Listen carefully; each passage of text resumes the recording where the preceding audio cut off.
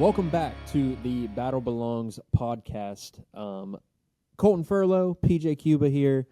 Excited to be with you. Don't ever insult me like that. You know, if I remember correctly, You said you invited me. You called yourself I know. Coleton. And then you and said PJ. that it was a Insult. and yet you invited me to be on this podcast with you. Well, yeah, you have to have like someone to dumb things down. For the people. Coleton is one of those people that if you don't agree with him, you're wrong. That's not true. I have compromised several times and said that someone else is correct. What about that lady Just from the very My rare. Choice video? Yeah, she was definitely wrong. Do you think just pull the chair out, Carson? I thought you think- was that him humming? No, it was him pulling the chair out. You know, college ministry is really just working with kids, Adult children. yes, adult children. So, It's put me on edge this week, that's for sure. yeah, I have big news for you. Speaking of which, What? I'm not telling you on the pod. I have felt like I have been a 9-month pregnant woman who is just craving for like ice cream or something and she can't get any or Wow. chocolate all week. My nerves have just been shot. I've been on edge. I feel like you need a vacation. yes. No, I just need this house to go through. That is a prayer that we've been praying for a while now, that you would find a house. Yeah, so today's prayer at discipleship is going to be that everything continues to go well. I like it. Inspection went well. There's a few things that we want fixed. Well, that Pops wants fixed. I was okay with just Yep. having Garrett do it. But he was like, no, you're paying this much money. Have them do it. Yeah, Is that okay? I agree. Listen, we started the podcast last week with ranking the top 5 energy drinks that Hayden brought in, not our top 5 Mhm. caffeinated beverages. But we needed to let's do another top 5. What do you want to do? I don't know. You can't put Man. me on the spot like that. Why? What about 'Cause I'm not top 5 prepared. nuggets? Top Like- 5 fast food nuggets. I don't know. I wish of we had them. anyone Like I wish we other- could rank like we had them live. I don't know any other place other than like, Chick-fil-A, McDonald's. yeah, okay. Well, McDonald's has to be dead last. That's fake. I'm putting them in. They're fake. They're a one or a They're two. fake. They They're can, gross. It's like cardboard. tastes good to me. I would say Chick-fil-A is number 1. Quality for sure. I would say Wendy's could be number 3. What's 2? I don't know. But Wendy's is not 2. I would agree. Chick-fil-A 1. I'm putting McDonald's at 2. It's a hard, and honestly, there's a thin It's line. disgusting. There's a thin line. It's like 1.5. A thin line between what? One and Chick-fil-A 2. and McDonald's nuggets. That is just appalling, Atrocious, and that in your is opinion. heresy. As far as strip goes, it's Heresy to the Cane's, Lord's chicken. Chick-fil-A, Zaxby's. I don't like Chick-fil-A strips. Really? Completely different taste. I like them. I don't like that they updated their French fry. Who? Chick-fil-A. They have? Yeah, apparently they switched something up in the recipe like a couple months ago, and I have Interesting. definitely could tell. What, are the they not difference. using potatoes anymore? Yeah, they're using. Never mind. We're just talking right now. This is a horrible intro. Well, it was good until you just said that. Oh, It started out rough when you started calling me. what PJ. was it? Oh, Rivers earlier this week was like, I was listening to the podcast, but then I got bored. Mm. But they didn't even get to the point of like they didn't wait for like the rising action. Hmm. So That's kind of what Mom said. She was like, I was listening to it at the gym. remember when you said like, hey, if you don't like this stuff, you can skip ahead. Yes. I wonder how many people did. Probably everyone except Hayden, because she likes to hear herself talk. So, today's topic, it's going to be short because Short and sweet, we but don't have much time. So, let me preface this, okay? So, the college students here at Langston have heard it about 2 weeks ago. Last night, the students at Langston heard it. This message isn't good enough to be on main stage. So, we're bringing it on the podcast so you can have your third one. How's that feel? wow, very humbling. What are we talking about? Real, raw, biblical community. For the third time I get to hear this message. But listen. It's good. You stole my diagram, though. The bread, the ingredients. How did I steal it? Because I made that diagram. You and then I made- hear you talking about yeast last night. I was like, Yeah, but we talked about that at college midweek. oh, I didn't pay used attention bread to as that. I used bread. That's why you used it in the diagram. Because That's it was not why from I that did it. night. That's weird then, because I literally discussed all of Mm. those things, and then did we ever even post Right. that? No, because I didn't like it. Okay. I didn't like the way it looked. I did But not like my own. I think there's graphic. an argument to be made that community is so valuable and vital to every person's life, even the non-believer. I think that there is so much value in having people in your life. And one of the tactics of the enemy, especially in today's world, is what's the word I'm looking at? It's isolating us away from everyone and everything. And so on the flip side of that, and it's kind of cool because your 1 year of being here just recently passed. In fact, yesterday was the day I messaged you and just said, Yes. "Hey man, great to meet you," and that started what is One now invitation. yeah. And what started a long year of suffering and being Trial bullied and by PJ Cuba. temptation and all the things, but Set me down in a spiral. yeah, but in the most positive way possible. Mm-hmm. No, but I think community is so valuable and so rich, and so from your perspective, you've been a part of Langston now for a year. In that, talking about community specifically, what is one thing that you have found so valuable in having people in your life? I don't think it's just having people in your life in general, but having Christ-like followers in your life. Because I've been part of different communities throughout my life. I was in D.C., so I had the whole political community. I was in college, so I had the college friend community. High school, I felt like I peaked in high school, so I had that community. I always tried to be popular and have a bunch of people around me, but none of that was ever fulfilling, and nothing ever felt like it was enough. I was always trying to fit in, trying to put on a show. But when you surround yourself with other Christians and Christ-like followers, it's a whole different world. It's a whole different community, and you just want to grow together. You want to do life together. In all these other separate places, especially in politics in D.C., everyone is out for themselves, and they just they have their own political gain. They have their own career path that they want to strive, and they will knock you down to get ahead. Yeah. So that was one of the most draining things, and it was leading to full depression when I was there, which is why I left. And then even just being back home, I was surrounded by, I guess my older high school friends, but they weren't following the life that I wanted to also follow along. Yeah. So I just felt isolated there, and it was leading to depression there. But then coming down here, man, just everything changed. Mm-hmm. And I don't think that has anything to do, because you can have people in your life that don't necessarily have the same common. You can be friends with people that don't enjoy college football. Yeah. You can have friends that don't enjoy politics. The main I theme, like friends that don't enjoy politics. that was your main goal coming Yes. here. I don't want to be known, Yes, and yet here you are, fully known and yeah, fully 'cause loved. you had to show the video to everyone. I didn't, Bruce, Pastor Bruce. Now when It I needed to did happen, when I though, did so. look at it, I was like, oh my goodness, this is who that is. It was crazy. That's funny. I told everybody, I was like, dude, this guy's kind of famous. And then I met you. I was like, never I mind. think she's famous. Yeah. I was just. I don't know. I've never seen. seen another video or clip of her ever again. I don't even know her What name. does she think about it? She probably is not a fan. What's coming Or up on- she, she obviously has a different perspective than you anyways. She may think of that as hey, we're putting ourselves out there. So, Girl, if you ever see this, you're watching. Please. girl. Well, I don't know her name. Come on the podcast. Let's talk. Has your life changed? Has your viewpoints changed? I would love to discuss on this podcast. Yes.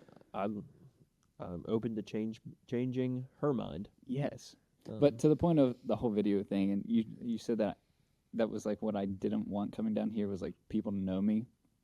You're right. I felt like my hometown, everyone knew who I was. It's small, but it's not small. Yeah. It's kind of down here. you start realizing everyone knows everyone, and everyone is somewhat related. And people are thinking about Myrtle Beach, but Right. when you limit that to just Conway, yeah. Well, I mean, just Horry County in general, it's so big. small town vibe. Right. So like everyone knew me, and everyone like knew my business constantly. So that's what I didn't want. But when I came down here, I just wanted to be the guy in the back of the church, not knowing anyone, just kind of going through the motions. But I can't imagine like how miserable I would have been if I didn't raise my hands in worship and Bruce came and asked me who I was and then met you and then got plugged into college ministry. Like, I feel like I would still be isolated and just completely miserable and depressed. I wholeheartedly agree that, like, especially even the introverts, I think it's so easy, especially in big church, to fit into the crowd. But and that's our mentality. Like, we go to a big church, but you have to make big church feel like small church.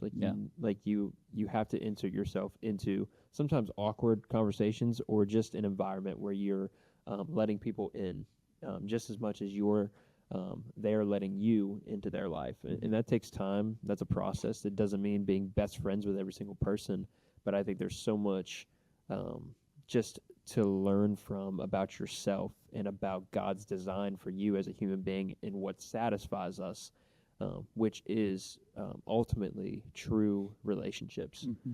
Even beyond the marital standpoint, like, we just need people in our life to do life with. So what are like the ingredients to having Glad good, you asked. real, raw community? Yeah, so we talked about that. Look at we talked about this the other night. Like, when you think about community as a whole, and this is inspired by, I think his name was Matthew. No, it's not Matthew. It is David Kim wrote a book on, like, community and why it's so valuable, and I think it was called, like, You Were Made to Belong. And so he talked about these different things, but there were 5 ingredients that we found. One being priority, which is prioritizing people. Biblical community does not happen by accident. It happens when we choose to make people a priority. And right now in our culture, like, there's a world that just glorifies hustle and productivity and independence, relationships, self-serving righteousness. Yes, that is like, going to kill us all. And I am all for productivity. I am all for disciplining yourself, being a better version of yourself. But I think you are stepping into dangerous territory when you decide to, again, isolate yourself and not allow people into that portion of your life. Because how else do you celebrate? Like, what kind of celebrate? It's like showing up to the birthday party for yourself with the cupcake, lighting your own candle, thinking happy birthday. A surprise birthday party for yourself. Yeah, like, oh, you walk in the mirror, surprise. Yeah, and on the flip side of that, we got, like, not to even jump to the conclusion here, but, like, celebrating Raina this week, her birthday. I mean, that was just people in her life from just our community just coming together and saying, let's just get together and celebrate her. That is not self-righteous in any way, shape, or form. That is us simply identifying her as a human being and saying that we love her and showing that through action. But it says relationships often fall to the bottom of the list during this whole glorification of hustle and me-centered mentality. But real belonging starts when we reorder our lives around relationships. And we see that in Jesus' life and ministry, where he constantly allowed interruptions to take place, and he made them ministry moments. And so we have no idea. Sometimes we get so irritated or aggravated when somebody interrupts our day, or a phone call comes in, and we're in the middle of a busy schedule. Are you calling me out? I think we all fall into this category because we fail to recognize that relationships are of so much more value than the thing we may be working on, or we think I think there's a myth to busyness. I think we definitely need to do a podcast episode on that. But there's a myth behind our busyness. We're only as busy as we make ourselves to be. Oh, yeah. Yes, I believe. I put it all on myself. I don't deny that. I think sometimes we get more work than we need to in a short amount of time, but often it's because we're procrastinators. It's because we sometimes we are lazy, but also like you just said, like, we just put everything on ourselves.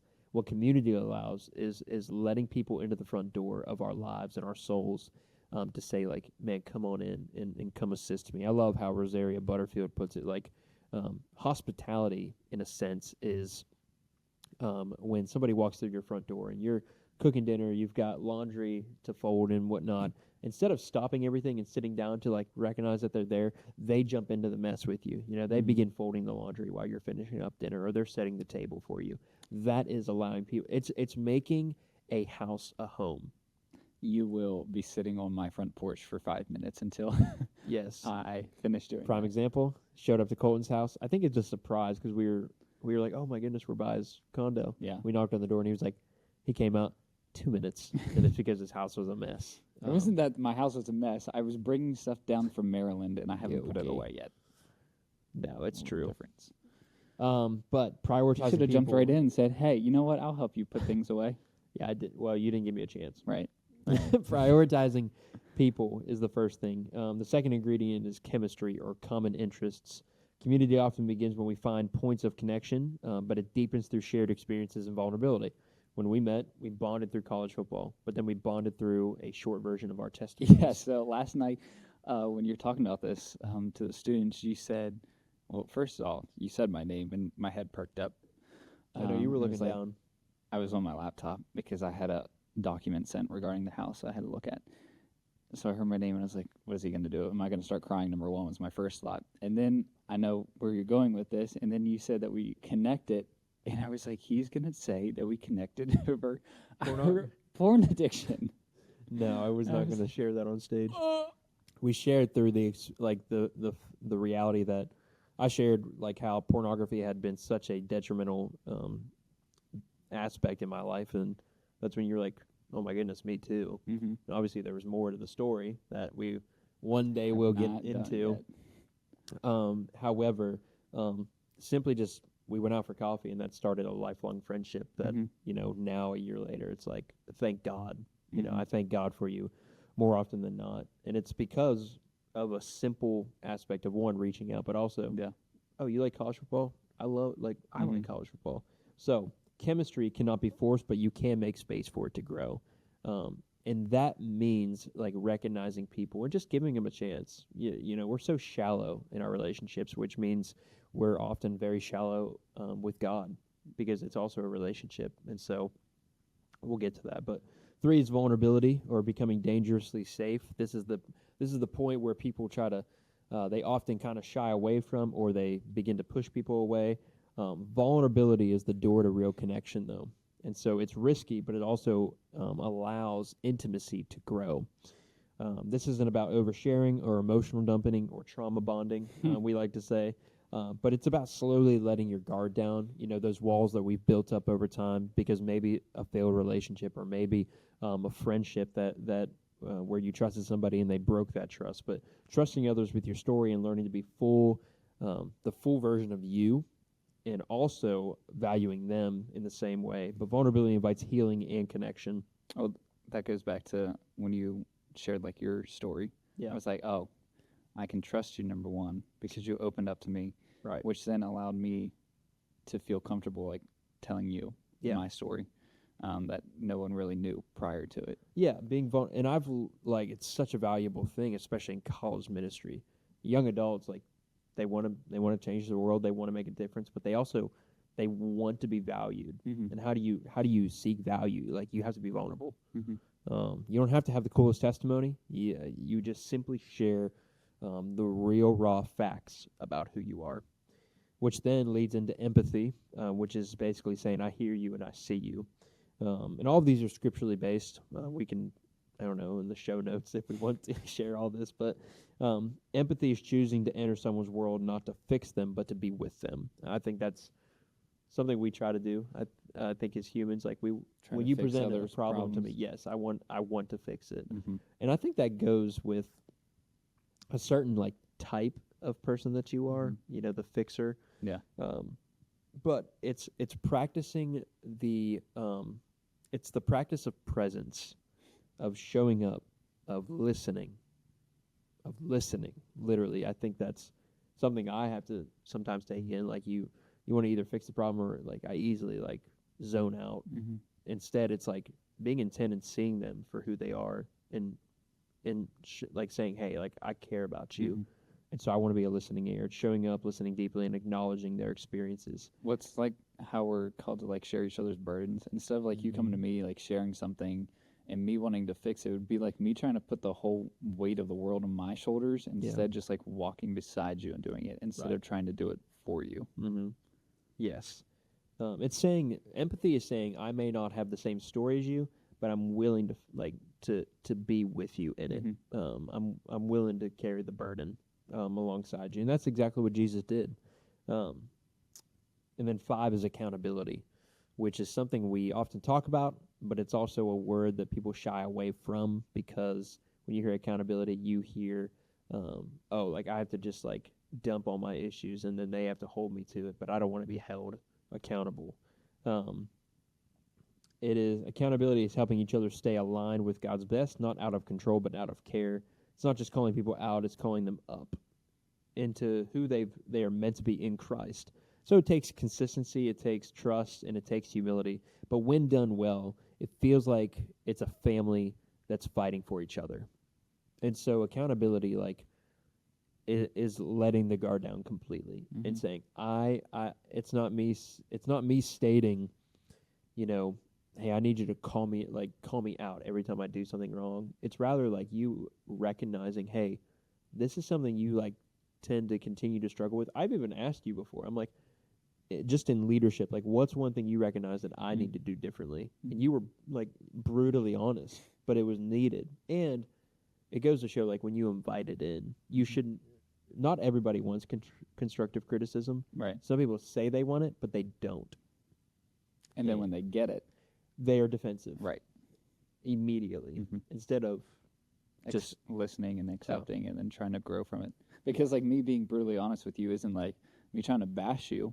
It's I want to see you be better in a sense for that, but then grow from it, and then we're working alongside each other. So exactly, we should be balancing it out, 100%, and growing together. And the illustration we were talking about earlier was the bread illustration. These are all the ingredients to true community. If you because some people have basic community, they have friends, but they're shallow. It's just when you all the ingredients to bread. We use that as an example because first of all I love bread. My dad's a baker though, so we always have fresh bread or pizza or pasta, and so in that. If one of the ingredients is missing, the bread is going to be, disformed. It won't taste right. It may become really hard. It does not work. So yeast, water, salt, and flour, all of those things matter when it comes to making bread. In the same aspect, in community, those things are needed, and each one is a deeper level of peeling back the onion, but they all have their place. Which leads into this idea of us becoming whole people, which I think is the one that is most valuable to talk about because it has to do with yourself. You have to take a look in the mirror when you allow people in. And what I mean by that is it's sometimes easy, especially for me, to come into people's life and say, I'm here with you. I want to walk with you. I want to carry your burdens. But then it's on the flip side when you're well, I want to walk with you. I'm and I don't even recognize some of those things, which is true. That's true. There's the open self, which is those are basic things that are known. If you know me, if you know Coleton, college football. Yeah. If I knew you, I would say politics, college football, and Coastal Carolina. Those are 3 things that I'm on the surface level, I know immediately about because you're always at a softball or baseball game. You're always at a football game in the fall, and you work in politics. That's the open self. Everybody knows those things. The hidden self is known to oneself but unknown to others. So those are the things we try to hide. Secrets, addictions, it's painful experiences. We keep hidden out of fear of rejection. So there are many parts we'd rather not talk about. That's the one that scares everyone. The unknown self is what's unknown to every one of us, you and the people you're allowing in. But these are the things that in this race that we're running called life that you discover along the way. Your dreams, your vision moving forward, your gifts, your likes and dislikes. These are all the things that they're hidden, but over time you're discovering them along the way, which is honestly one of the coolest parts. we all need someone to walk with us in our celebration and our grief along the way. So, and then finally the blind self, which is unknown to you, but known to others. So I use the heavy breathing. Like I didn't realize I was such a heavy breather until I was in class one day taking a test, and all you hear is, and the one kid finally looked over and told me to shut up, and I was like, okay, I'm realizing that. But it's a small example.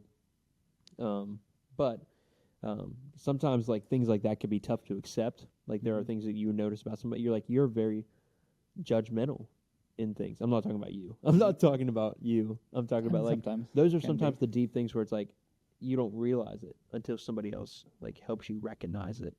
But seeing a personal tendency and moving it to the open self can be so life-giving. And then all of those things are like all of those ingredients, all of those pieces to who you are as a person, I believe that can be found and valued in the identity of the local church. And there's 4 spaces I think everybody should look for in a church. So if you're like, man, there's so many good churches around me, but I don't know which one to go to, or I haven't really looked for a church. I don't really know what to look for in a church. And like you said, like you liked the idea of a good preacher that's going to give you hard truth, but that's the extent of it. That you wanted to slip in and be the back row, slip out, and not be known. And good music. And good music. He also does. key. Yes. Worship has to be good. But there's the public space, the social space, the personal space, and the intimate space. All key or pieces to the puzzle that matter. So we would say public space would be Sunday morning worship. That is the gathering of all people. Like that's, I would say the number from the book that David Kim had wrote. He said that's the group of people that is 70 plus. AKA like the number 70 plus. And so that's us gathering together with all saints. That is no limit on age. Like that's all of us worshiping together, diving into God's word together. The social space is like a mid-sized group, and so that's a little bit smaller. But for us, like that looks like gathering college students based on their age. So it's 18 to 24-year-olds gathering together, and we do that periodically throughout the month. And so then personal is what we would say small group, or for us Bible study group. But that's where we get to reflect together. You're starting to answer more vulnerable questions, and you're diving again into God's word together. But you're in a context of like there's 6 to 12 people in that, but it just gets smaller and smaller. But finally, the intimate group is the one I think people are like the most skeptical about, and that for us would be like D groups or discipleship groups. But that's like 2 or 3 people in your life that you're like, I'm entrusting with everything. Like that those are the people you're allowing into the side of you that you would not allow like the public space. Like you wouldn't get on stage and just share your deepest, darkest secrets. But when you have those people in your life that you can pour it out to, but also pour into, that to me is the most life-giving thing. Community has saved me so many times, and it's because of that space right there, the intimate group.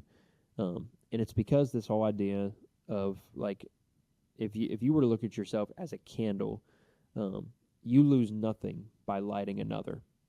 And so what that means is like, by encouraging somebody, by walking with somebody, by stepping into somebody else's life, you lose no value of yourself. You lose nothing.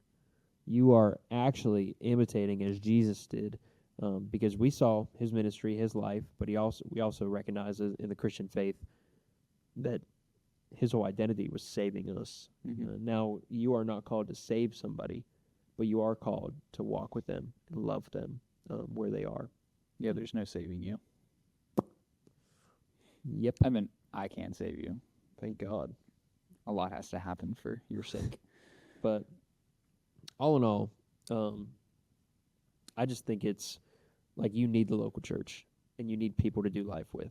And I think it steps outside of a building and walls. I think it's allowing people into your house, your home. It's coffee. It's planning vacations to get. It's doing the boys trip that it'll never leave the group chat. It's actually doing those things. Yeah, we were just talking about When that is it the going to other day. leave the group chat? I don't know. You're the one that always talks about it. Yeah, because I'm the only one who's ready to go. But, Although I am single and not that many responsibilities as you guys. and you also, like, but that's also a valuable season. But you also have people you're doing life with. You're not Mhm. alone. See, like, I'm very content in that. Yeah. Like, as long as I'm just surrounded by people, I don't need a wife. Yes.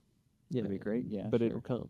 It'll come. So I think the argument for community is that you have to have it.